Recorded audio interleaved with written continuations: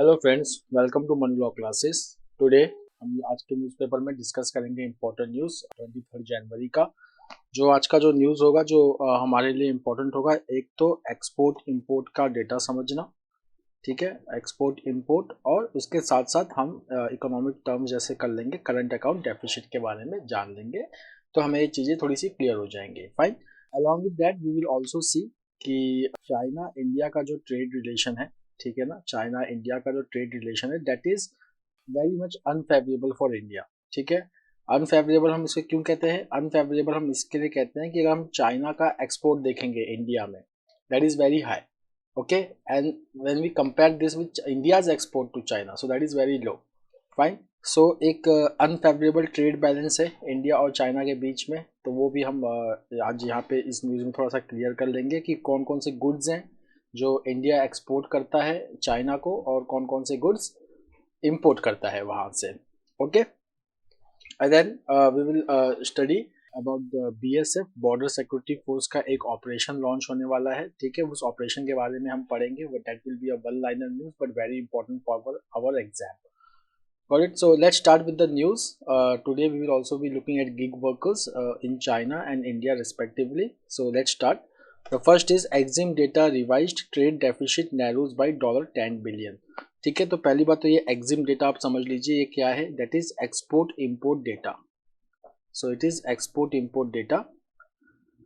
ठीक है, तो इसको जो रिवाइज किया है, तो यहाँ पे आपको ये देखना पड़ेगा कि कौन सी मिनिस्ट्री है जो इसको रिवाइज करती है। Then it is union ministry of industry and commerce and industry, sorry, union ministry of commerce and industry, वो इस डेटा को रिवाइज करती है। ओके, तो ये जो डेटा रिवाइज हुआ है, तो यहाँ पे जो ट्रेड डेफिसिट है, now what is trade deficit? Trade deficit is difference between import and export.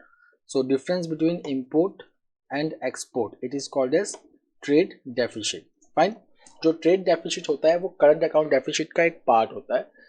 ठीक है, तो इसमें trade in services, trade in goods के साथ साथ रेमिटेंसेस, इनविजिबल्स, ट्रांसफर, जब हम वो सब पूरा ऐड कर देते हैं तब then we get the current account deficit which is itself the part of balance of payment. ठीक है ना, तो जैसे कि अगर आप देखेंगे बैलेंस ऑफ पेमेंट, सो जिसको हम बीओपी कहते हैं, बैलेंस ऑफ पेमेंट, तो बैलेंस ऑफ पेमेंट जो होता है आपका, it comprises of two parts. Okay, one is current account और एक होता है कैपिटल अकाउंट। ठीक, तो कैपिटल अकाउंट में अगर आप देखेंगे तो जैसे कि आपका एफडीआई हो गया, एफआईआई हो गया, एक्सटर्नल कमर्शियल बोरोविंग्स हो गए, लोन्स हो गए, ये सब आपका कैपिटल अकाउंट में आ गया। करंट अकाउंट डेफिसिट के भी दो पार्ट होते हैं, एक होता है विजिबल, एक हो जाता है इनविजिबल।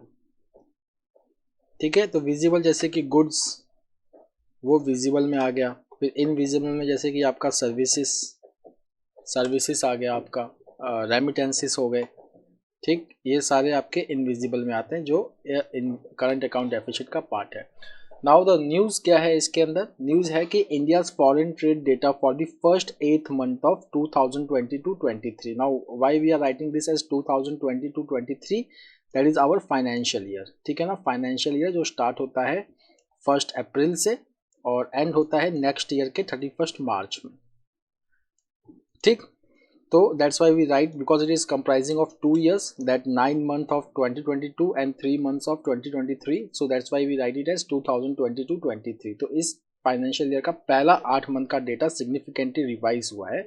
ठीक है, और जो अपना हमारा इम्पोर्ट बिल है which has been scaled up और down by at least $2 billion in each of this month. तो इसका मतलब कि जो डिफरेंस आ रहा है रिवाइज करने के बाद वो बहुत ज़्यादा आ रहा है। तो देखिए, अगर आप देखेंगे अप्रैल से लेकर नवंबर तक, जैसे कि मैंने आपको बताया कि हमारा फाइनेंशियल ईयर जो है वो 1 अप्रैल से ही चालू हो जाता है। So first 8th month, that is from April to November.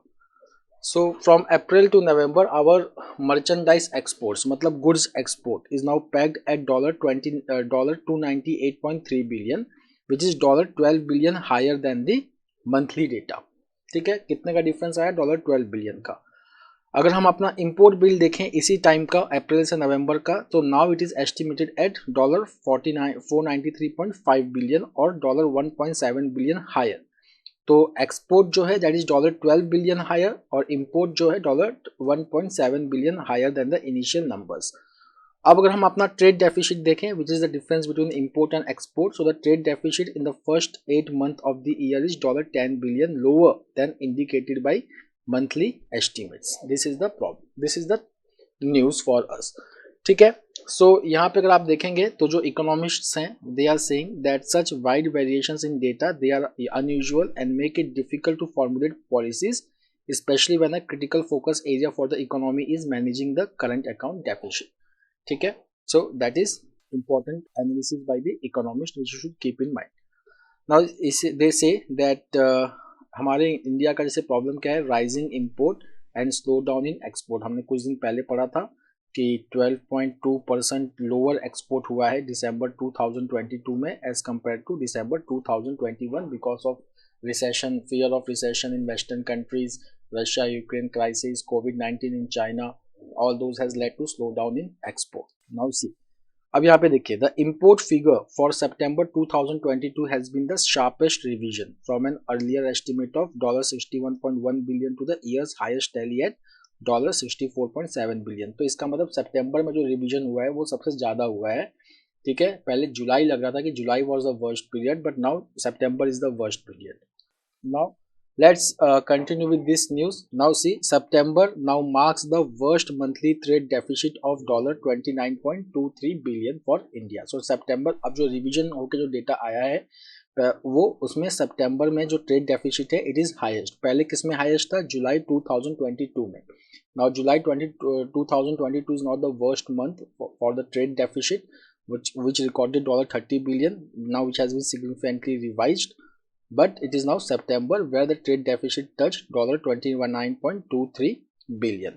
Okay, उसके बाद अगर हम देखेंगे widening gap तो देखिए रिजर्व बैंक ऑफ इंडिया के जो नंबर्स हैं तो reserve bank is saying that currently the current account deficit has risen to 4.4% of the GDP in second quarter of 2022-23. So managing the current account deficit is also one of the important factor in the Indian economy. ठीक है ना, अगर आपका current account deficit बहुत ज़्यादा है it means the outflow of foreign currency is more and inflow is very less.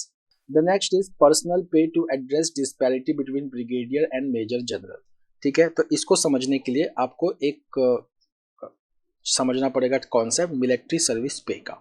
ठीक है, तो देखिए मिलिट्री सर्विस पे जो है तो जहाँ यहाँ पे दो रैंक्स हैं, एक ब्रिगेडियर और ब्रिगेडियर के ऊपर रैंक आता है। मेजर जनरल का जो रैंक है वो ब्रिगेडियर के रैंक से हायर है।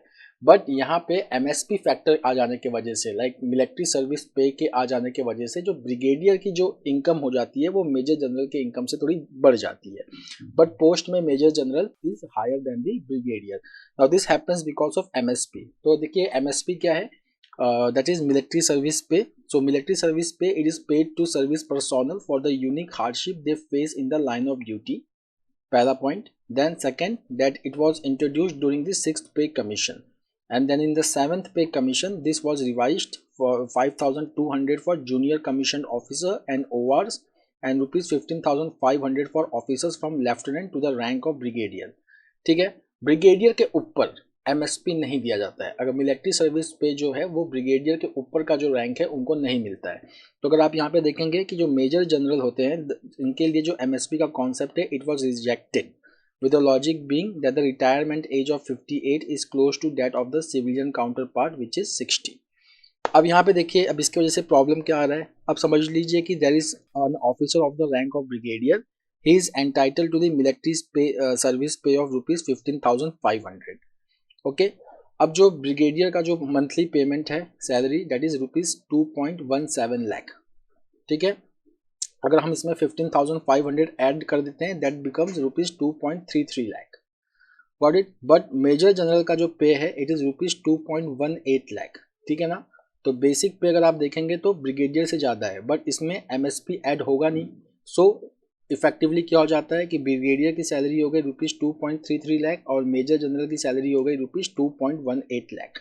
अब इस डिस्क्रिपेंसी को रिमूव करने के लिए डिफेंस मिनिस्ट्री का जो फाइनेंस डिवीजन है उसने रिकमेंड किया है कि मेजर जनरल को एक पर्सनल पे मिलना चाहिए of rupees 14,900 which has to be added in this rupees 2.18 lakh to remove the discrepancy of or disparity between the brigadier and major general. Now the next is a rise in attempt to revive militancy in Punjab, say speakers at police meet. तो यहाँ पे अगर आप देखेंगे तो पंजाब के जो director general of police हैं गौरव यादव, उन्होंने एक कॉन्फ्रेंस था सारे डीजीपी का, जाओ यहाँ पे लिखा हुआ है 57th all India conference of director general and inspector generals of police organised by intelligence bureau. So यहाँ पे this conference was attended by prime minister Narendra Modi and home minister Amit Shah. तो यहाँ पे जो दो चीज़ें यहाँ पे हाईलाइट की गई हैं. पहला चीज़ तो ये है Khalistani extremism, okay, and the second is use of drones. हम अभी न्यूज़ भी पढ़ेंगे कि पंजाब में शॉट डाउन किया गया है एक ड्रोन को.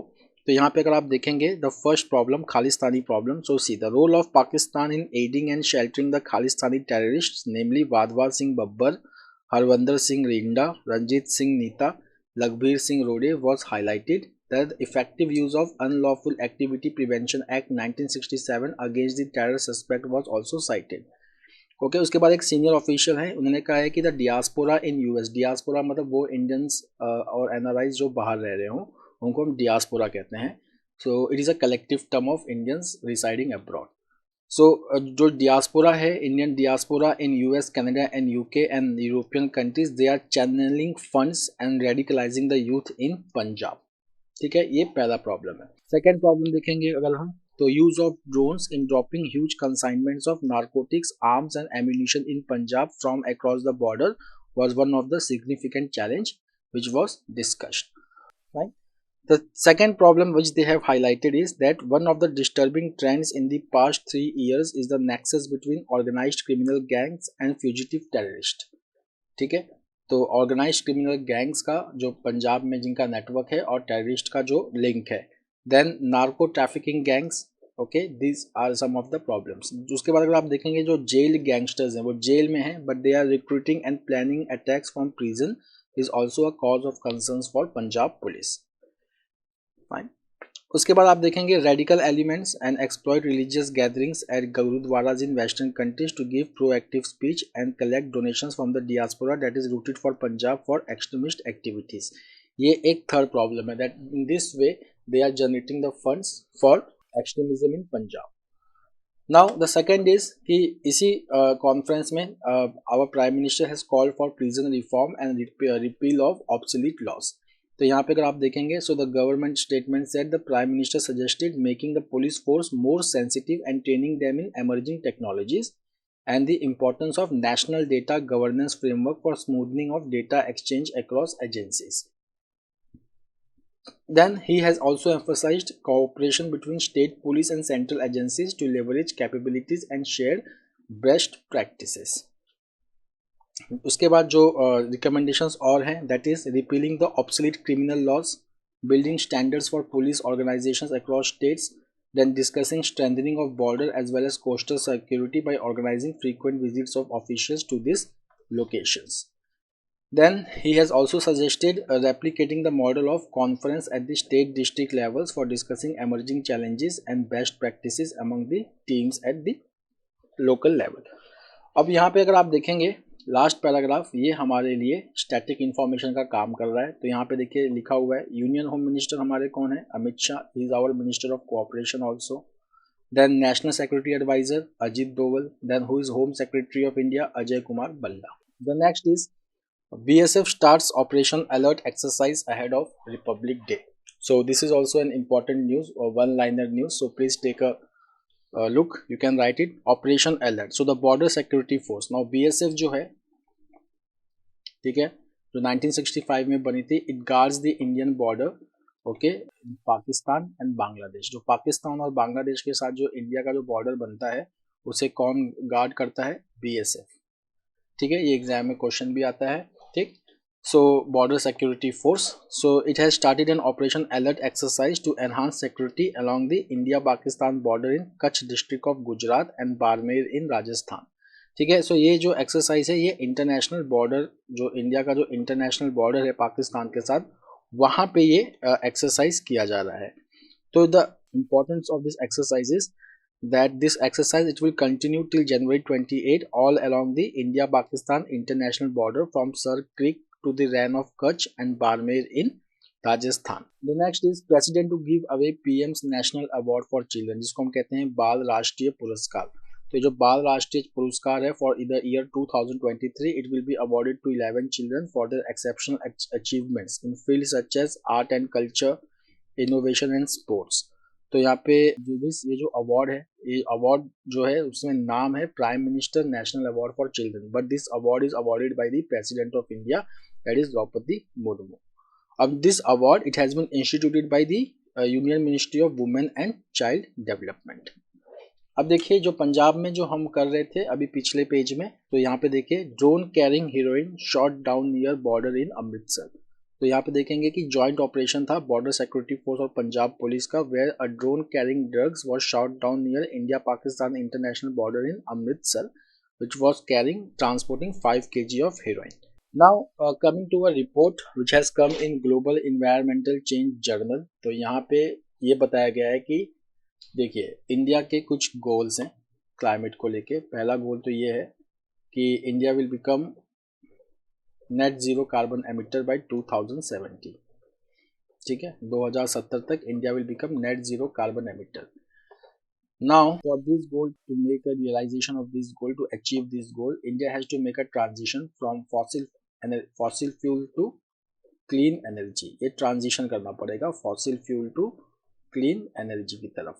ठीक, अब क्या होगा कि अगर ये ट्रांजिशन होता है तो इसका एक फाइनेंशियल इम्प्लीकेशन भी होने वाला है. तो वही क्या फाइनेंशियल इम्प्लीकेशन होगा वो इस रिपोर्ट में डिस्कस्ड है. तो अगर आप देखेंगे कि जो 60% ऑफ लैंडिंग है माइनिंग सेक्टर को, ठीक है ना, that is for oil and gas extraction.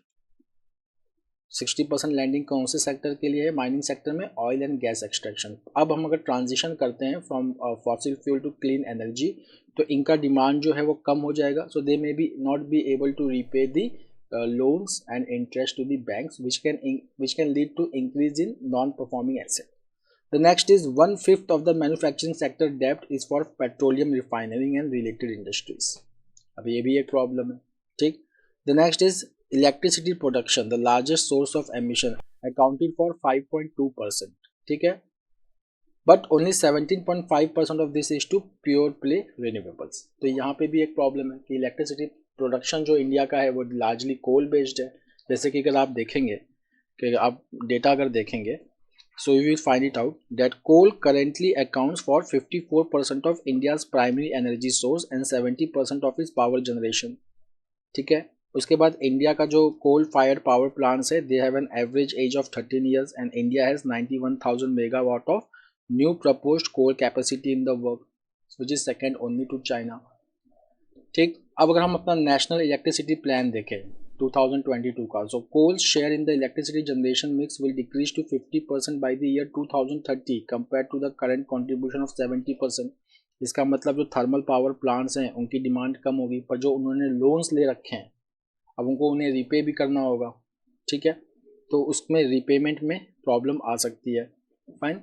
तो यहाँ पे जो देखिए the financial decisions of Indian banks and institutional investors are okay locking the country into a more polluting more expensive energy supply. We find that only 75.5% of the bank lending to the power sector has been to pure play renewables. तो banking में जो loans दिए हैं वो 17.5% ही pure play renewables को है. बाकी ऐसे सेक्टर्स में है which may be at risk in future. अब हम आते हैं कुछ डेटाज पे जो हमें सिचुएशन समझने में इम्पोर्टेंस हेल्प कर सकता है. The first is China logs 13,000 कोविड-19 deaths in a week, peak period over. तो this is a good news if the peak period is over. ठीक है ना, बिकॉज चाइना में जो है वो कोविड-19 जो है जो उनका जो जीरो कोविड पॉलिसी था उसमें रिलैक्सेशन लाते ही कोविड केसेस वहाँ पे बढ़ने लगे. ठीक है, so now China has reported 13,000 COVID related deaths in hospital between January 13 and 19 and they are saying the peak is over. Peak का मतलब जितना मैक्सिमम डेथ का जो कर्व था वो ओवर हो चुका है, अब जो डेथ रेट है वो फॉल करेगा. ठीक है, उसके बाद Peru closes Machu Picchu as anti government protest grow. तो ये दिस इज वेरी इंपॉर्टेंट कि Machu Picchu is in which country. So Machu Picchu which is the Chile's most famous tourist attraction and is ancient ruins. Okay, so Peru has closed this. Okay, The next is US President Joe Biden will name as his chief of staff Zev Zengz. So Zev Zengz, he will be named as the chief of staff by the Joe Biden government. अब हम आते हैं Israel पे. That is Israel's take to the streets against government's plan to overhaul judicial system. तो ये एक news है कि इजराइल में नया गवर्नमेंट बना है अंडर बेंजामिन नेतन्याहू. तो वहाँ पे this government has propose reform in judiciary. Okay, so the people they are protesting against the proposal of the government to reform the judiciary. जो government है, they are saying that they are reforming the judiciary for more check and balances, but people feel that reforming the judiciary will make judiciary more political, okay, and less independent. So that's why people are opposing in the Israel. अब हम आते हैं sports के news पे. तो आप यहाँ पे अगर देखेंगे तो Yonex Sunrise India Open at KD Jadhav Hall. तो यहाँ पे अगर आप if you will see the winners, so Kunlavut Vitis Darson of Thailand and Ain Se Young of Korea asserted their tenacity as they beat the reigning world champions to bag the men's and women's single titles respectively. तो यहाँ पे आपको बस इतना याद रखना है कि $9 lakh Yonex Sunrise India Open में जो मेंस ओपन है that has been won by Kunlavut Vitidsarn and women's title single has been won by Ain Se Young. That's all. Now coming to the text and context. अब आप यहाँ पे देखिए dragon titans it's grip. Dragon का यहाँ पे मतलब है चाइना. अगर आप देखेंगे इन 2022 India's import from China touched a record high while export to China fell to a 5-year low. Okay. सो यहाँ पे अगर आप देखेंगे कि इंडिया और जो बाकी कंट्रीज़ हैं, इंडिया की नेबरिंग कंट्रीज़ और अदर ब्रिक नेशंस, उनका चाइना के साथ ट्रेड डेफिसिट बहुत ज़्यादा है. If you will see the imported goods, India is importing from China. So it is see parts for radio and TV, lithium ion, telephone sets and parts, semiconductor devices, integrated circuits, laptops, farm top, organic chemicals like antibiotics and penicillin, fertilizers like urea, dyeing extracts. And now what India is exporting? So see, India is exporting iron ores and concentrators, petroleum oils, semi-finished ferrochromium, ठीक है ना, aluminium and articles, castor oil, spices, human hair, copper, organic chemicals like pea xylene, shrimps and prawns. तो आप यहाँ पे देखेंगे मोटा मोटी आप ये कह सकते हैं कि इंडिया और चाइना का ट्रेड रिलेशन ऐसा है कि India is importing more finished products from China. India is importing more finished products from China and exporting more raw materials to China. ठीक है ना, this is the difference. Fine. Now इसको हम reverse कैसे कर सकते हैं? ठीक है, क्या कोई ऐसी पॉलिसी है कि इसको हम चेंज कर दें? तो अगर आपने देखा होगा मेक इन इंडिया करके एक पॉलिसी है, ठीक है, where the emphasis on domestic manufacturing. तो अगर हम इंडिया में डोमेस्टिक मैन्युफैक्चरिंग को प्रोपेल करते हैं, हमारे पास डेमोग्राफिक डिविडेंड का एक फ़ायदा भी है, तो उसको हम यूज़ करके अपना जो एक्सपोर्ट का जो कंपोजिशन है उसको हम चेंज कर सकते हैं चाइना के साथ. The next is gig workers. ठीक है, lesson from China on gig and platform workers rights. Now यहाँ पे आपको समझना पड़ेगा कि what is gig and platform workers. तो जैसे कि आपने इंडिया में भी देखा होगा कि स्विगी है, ठीक, तो यहाँ पे फूड डिलीवरी कौन कर रहा है? तो फूड डिलीवरी करने के लिए जो एजेंट आते हैं उन्हें हम गिग वर्कर्स कहते हैं या प्लेटफॉर्म वर्कर्स कहते हैं. ठीक, गॉट इट. तो जैसे कि गिग वर्कर्स में और नॉर्मल वर्कर्स में सबसे ज़्यादा फ़र्क क्या होता है? जो ट्रेडिशनल एम्प्लॉयर एम्प्लॉय रिलेशनशिप होता है, ठीक है, एम्प्लॉयर एम्प्लॉय रिलेशनशिप जो ट्रेडिशनली होता है वो गिग वर्कर्स के केस में एग्जिस्ट नहीं करता. Fine, then there is no social security cover to gig workers. Got it? And there is no act which is talking about the welfare of gig workers. That is also a problem in India. Fine. तो इसका मतलब क्या हो गया कि ये जो gig worker का जो सेक्टर है इसको आप बाय एंड लार्ज एक अनरेगुलेटेड सेक्टर ले सकते हो. ठीक, तो यहाँ पे क्या होता है कि हर कंपनियों का अपना पॉलिसी होगा how they are employing this platform workers और gig workers, and then they are ready and then they are vulnerable and then they can be exploited. ठीक है. सो नाउ इंडिया में भी स्विगी ने अनाउंस किया है कि that they will be laying off 380 employees due to challenging macro economic conditions.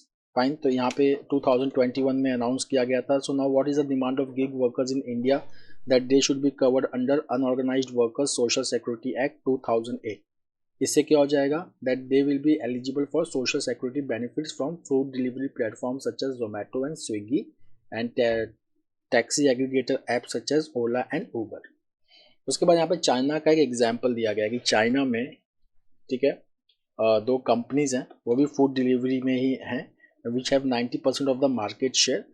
So these are म्यूतान and ally dot me. तो इन्होंने अपने पॉलिसीज़ को इस तरीके से कुछ रिवाइज किया था कि which was hampering the growth of hampering the welfare of gig workers associated with this food delivery platform. So यहाँ पे क्या हुआ कि public, they supported the gig workers and the company had to change their policy and even government intervened. But if you will see the Indian context, so you will see that यहाँ पे पहले line में लिखा है, the situation is vastly different in India. Any reform in this sector is led wholly by delivery workers, not the public. So for 27 days in 2020, close to 3,000 delivery workers from Swiggy went on strike in Hyderabad to protest the slash in remuneration from rupees 35 to rupees 15 per order. ठीक है, सो ये strike तभी बंद हुआ जब joint commissioner of labour department called a hearing with the platform operation managers and workers union.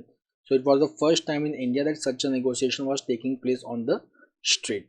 उसके बाद workers जो हैं वो टेक्नोलॉजी का भी यूज़ कर रहे हैं, सोशल मीडिया का भी यूज़ कर रहे हैं अपना प्रॉब्लम बताने के लिए। For example when Zomato was going for IPO, that is initial public offering, several anonymous Twitter accounts, they set up a delivery workers called customers' attention to what they deem as exploitative practices. So they used Twitter to highlight the exploitative practices of this company. Then there has been PIL in Supreme Court in this regard, okay, related to welfare of gig workers in India. The next is a reminder of the flaws in India's urbanization policies. ठीक है, तो अगर आप देखेंगे कि एक data है which says that by 2030 50% of the India's population will be living in urban area. But urban area का एक जो सबसे बड़ा प्रॉब्लम है वो है lack of infrastructure, lack of infrastructure. ठीक, तो इसमें क्या हो सकता है कि लैक ऑफ इंफ्रास्ट्रक्चर है तो हमें इंफ्रास्ट्रक्चर बढ़ाना है। That is world bank report which says that India needs $840 billion, that is rupees 70 lakh crore will be needed for investment in urban India to meet the growing demands of the population, and $55 billion would be required annually. अब urban India में infrastructure के लिए majorly जो पैसा आता है वो public finance होता है, ठीक है, central government, state government and local government, but that is not enough to create the infrastructure required in urban area. So यहाँ पे अगर हम देखें तो one of the thing which can be done is empowering the city governments and people at large, okay, that is the first thing. मतलब we have to follow a bottom up, top to instead of top to bottom approach, we should focus on bottom to top approach. Okay, so empowering the city government and people at large is very important. Okay, तो यहाँ पे क्या होता है, क्या हो सकता है, see, transferring subjects to the city government, suggesting 10% of income tax collected from the cities be given back to the cities. जैसे कि cities they are the major source of revenue for the government. तो जो government 10% जो income tax collect करती है उस city से, उसका 10% वो उस सिटी को दे दे इंफ्रास्ट्रक्चर क्रिएट करने में। Okay, so this can be problem, this can solve the problem. उसके बाद regular election should be held in cities and there must be empowerment through the transferring of 3 Fs। वो 3 Fs क्या है, finance, functions and functionaries. Fine, जैसे कि एक example है शिमला का, जैसे कि Shimla water works, it was transform into a single utility in 2016-17 which was called as greater Shimla water supply and sewage circle.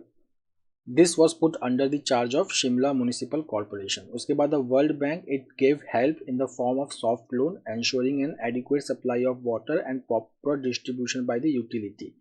मतलब it was under the control of municipal corporation of Shimla, that is decentralization. But later on the character of this company was changed and the company and it was formed as Shimla Jal Prabandhan Nigam Limited, run by the board of directors outside the purview of municipalities. So such things should not be done. Management of resources, creation of infrastructure should be under the hands of municipality and people must be empowered to take decisions about the welfare of their cities. That is the importance of this report. So friends, we'll stop here. We'll meet tomorrow again with a daily Hindu analysis. Till then, have a nice time. Take care. Thank you.